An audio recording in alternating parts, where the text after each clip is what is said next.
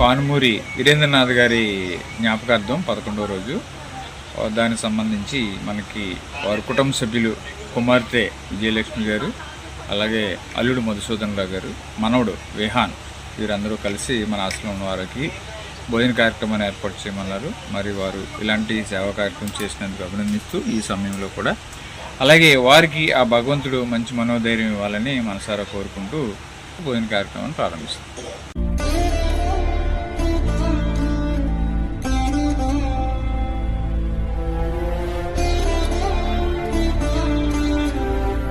ఈరోజు కీర్తిశేషులు శ్రీ కనుమూరి వీరేంద్రనాథ్ గారి 11వ రోజు సందర్భంగా వారి జ్ఞాపకార్థానికి ఈరోజు అనగాం చేయడం జరుగుతుంది. మా హృదయ ఫలకాలపై చెక్కిన సజీవ శిల్పం మీ రూపం, అనురాగానికి చిరునామా మీ హృదయం, మీరు వేసిన అడుగు ఆదర్శం, నడిచిన దారి సదా ఆశయం, చేరిన ప్రతిగమ్య స్ఫూర్తి శిఖరం, మీరే మాకు మార్గదర్శి.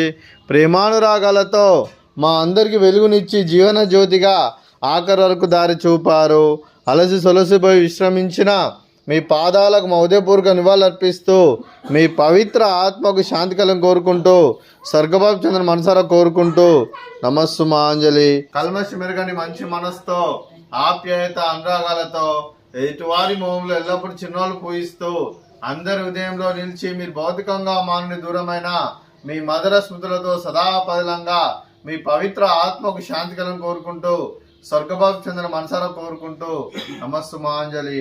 శ్రీమతి విజయలక్ష్మి గారు, శ్రీ మధుసూదన్ ఎలిశెట్టి గారు, చిరంజీవి విహాన్ ఎలిశెట్టి గారు వారి కుటుంబ సభ్యులు అన్నదాతగా వివరిస్తున్న ధన్యవాదాలండి. మీరు మీ కుటుంబ సభ్యులు నిండు నూరేళ్లు ఆయుర ఆరోగ్యాలతో అష్టైశ్వర్యాలతో వద్దని కోరుకుంటూ అన్నదాత సుఖీ భవ.